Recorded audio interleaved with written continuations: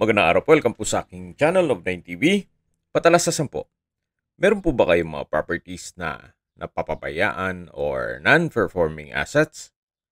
Plan nyo ibenta, pero wala kayong oras sa pagbenta nito. Kung ito'y pagkakatiwala nyo po sa amin, tawag lang po kayo sa aking numero, usap po tayo, gawa ko po ng video for free. Yes, libre po, wala po kayong babayaran. Tutulungan pa namin kayong mabenta ang inyong property. Kami na po bala sa marketing, sa boosting or paid ads. Even sa tripping, hindi na po kayo mapapagod sa pag-entertain ng mga buyers. Kami na po bala sa lahat. Tawag lang po kayo. Nandito po tayo ngayon sa Canyon Woods Residential Resort kung saan meron po tayong bagong video presentation. Isang house and lot na may lot area na 275 square meters. May floor area po ito na 200 square meters more or less.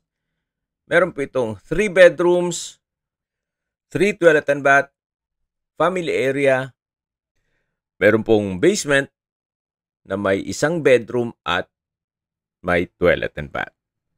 Dito po sa harapan ay meron pong garden at meron pong iba-ibang uri ng ornamental plants.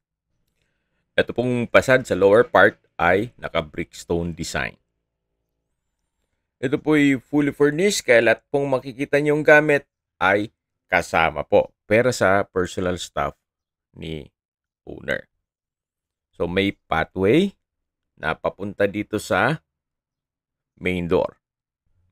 May aluminum screen door at solid wood door. So ito po yung living area o salas na kung saan kumpleto na po ang furnishings. Then meron na rin pong TV. May ceiling fan, naka-ceiling cove design. Then, meron pong mga sliding glass windows. Then, naka-tile flooring na rin po ito. At malaki naman po ang espasyo. So, mula po dito sa living area, lipat po tayo dito sa may formal kitchen. May kitchen countertop na may stainless sink with faucet.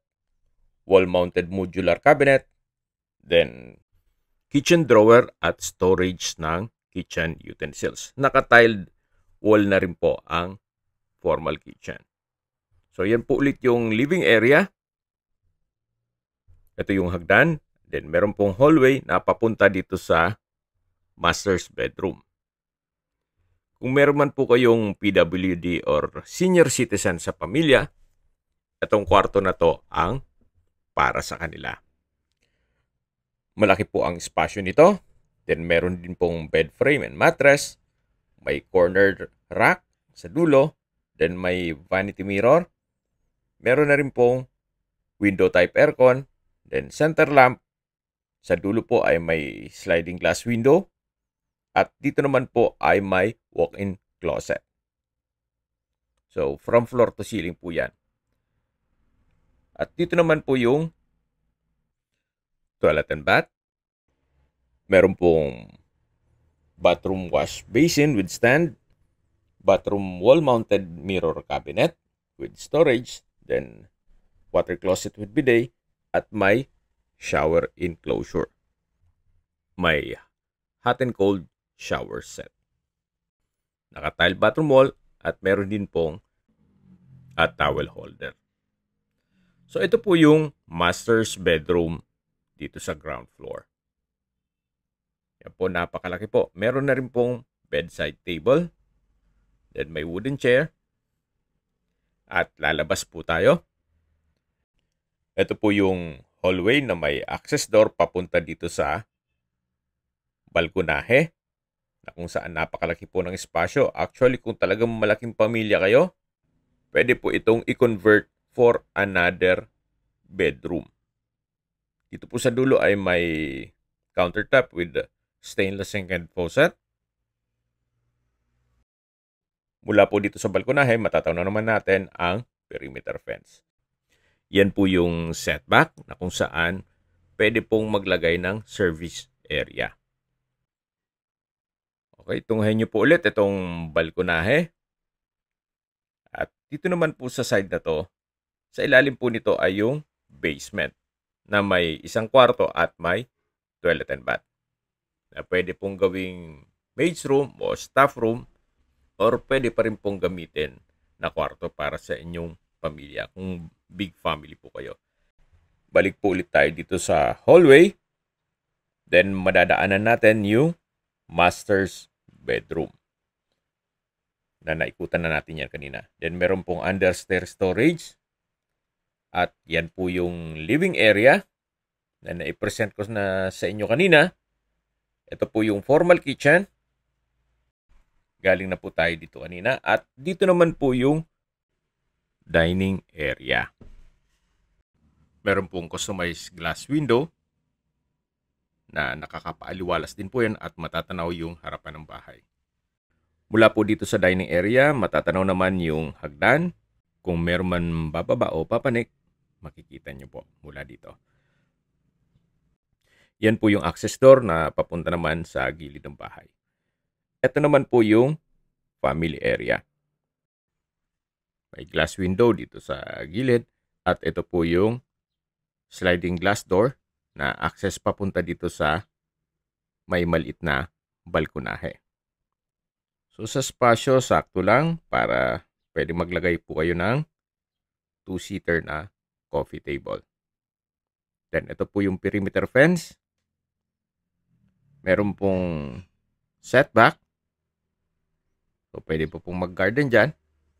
Balik na po tayo dito sa loob. So mula po dito sa family area, matatanaw ang dining area. Then sa dulo yung formal kitchen. Meron po ditong common toilet and bath na naka-solid wood door. Tiled bathroom wall. May vanity mirror. Hand wash basin. Then dito po yung water closet. May tissue holder. At dito naman po sa kabilang side yung shower. May shower curtain. Ang ganda po itong disenyo ng tile bathroom wall. At stainless po ang faucet. So ito po yung common toilet and bath na katabi lang mismo ng family room. So labas po ulit tayo. Yan po yung dining area. May customized glass window dito sa dulo. At ito naman po yung formal kitchen. Then dito po yung living area. At yan po yung hallway papunta sa master's bedroom. At yung balkonahe sa likod ng bahay. So ito po yung stairs kung saan ito'y naka-tiled staircase at tubular handrail at railing. So nandito na po tayo sa second floor. At ito po yung mga kwarto. Check po natin itong pangalawang kwarto. Meron na rin po itong bed frame and mattress, bedside table and cabinet. Then meron pong wardrobe. Then open shelves. Sa dulo po ay may sliding glass window. May window type aircon. Customized po itong wooden bedside cabinet and drawer. At dito naman po yung toilet and bath. So, Jack and Jill po ito. Sharing sila ng kabilang kwarto. Meron po ditong wall-mounted ceramic wash basin. At dito naman po yung shower area at toilet. So, naka-tiled bathroom wall po ito. Then, meron pong hot and cold shower set. Dito naman po sa kabilang side ay yung water closet. Then may tissue holder, may towel rack, at may bathroom window. Ito po yung bathroom door dito sa kabilang kwarto. So ikutan po natin yan. Meron din pong wall-mounted hand basin o wash basin. At balik po ulit tayo dito sa unang kwarto dito sa second floor o pangalawang kwarto na to sa buong bahay. Kaya po, tunghayan nyo po ulit. Malaki naman ang espasyo nito. At lalabas na po tayo para check natin yung kabilang kwarto. So dito po sa side na to ay may sliding glass window na napaganda rin po ng tanawin. Yan po, meron pong mountain view. Napakaaliwalas po at kay gandang pagmasdan. So ito po yung view mula dito sa second floor. Check na po natin yung second bedroom na kinonvert nila sa entertainment room o music room. Then ito po yung tinutukoy ko na kwarto na may access din dun sa toilet and bath na kung saan dyan po tayo galing kanina. Okay, check natin yung window o sliding window na kung saan matatanaw din yung likod ng bahay. Sobrang tahimik po. Gawa nang wala ng kapitbahay dito sa likod. So, bakanting lote po yan. Meron din pong wall-mounted na wooden rack. Actually, open shelves supposedly ito. Nilagyan nila ng mga kanilang kagamitan. So, ito po yung pangatlong kwarto sa buong bahay. Habang naglilibot po tayo, singit ko na po ang distance, location, at travel time. Mula po sa Twin Lakes, ang distance is 6.4 kilometers at ang travel time is 12 minutes. Mula naman po sa Mendez Crossing, ang distance is 12.8 kilometers at ang travel time is 20 minutes. Mula naman po sa Tagaytay Rotonda, ang distance is 29 kilometers at ang travel time is 35 minutes. Kumpleto na po doon gaya ng malls, hotels, restaurants, banks, schools, church, at hospital. Yan po yung lagi kong binabanggit sa aking video na dapat nyo i-consider sa paghanap ng property, yung meron pong malapit na hospital. Hindi ko naman po sinasabing sakitin kayo, yan naman po yung for emergency purpose lang naman. At mula naman po sa Manila o sa airport, ang distance is 76.3 kilometers at ang travel time is 2 hours and 28 minutes. So yan po yung setback. Then yung access door papunta sa family area. Ito po yung glass window mula naman sa dining area. Ito po yung harapan ng bahay na may pocket garden. At mula po dito, ito naman yung daan papunta sa basement. So may ilang steps ng stairs o hagdan dito. Bababa po tayo. Then may tubular handrail. So, ito po yung tinutukoy ko na maid's quarter o staff room o another room. May salas or living area. Then, may sariling kwarto na may sliding glass window. So, hindi naman po siya kalakihan. At may sariling toilet and bath. Na maayos naman po ang toilet fixtures. Naka-tile bathroom wall. At may water closet. Then may shower sa dulo. So, paumanhin kung medyo makalat, gawa ng ito'y ginawa nilang stock room.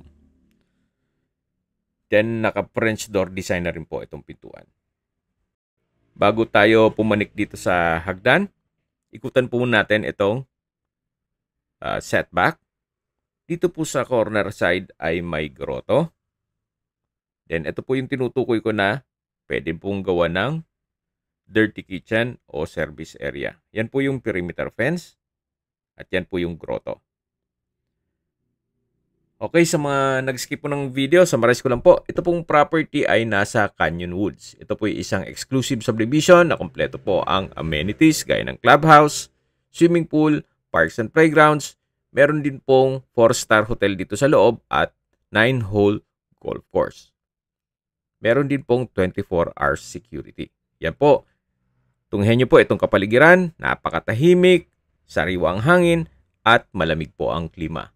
Ang elevation po nito above sea level ay 1,640 feet. Okay, sa presyo na po tayo. Binebenta po ito ni owner sa halagang 9.8 million pesos. Net, ibig pong sabihin, si buyer na po ang sasagot sa lahat ng taxes at expenses with regards to documentation. Kung may mga katanungan po kayo, tawag lang po kayo sa aking numero. At sa mga kababayan naman natin na sa ibang bansa, meron po akong Telegram. Sa mga iPhone user naman, may iMessage. Meron din pong Imo, Skype, Viber at WhatsApp. Same number lang po, 0917-316-3399.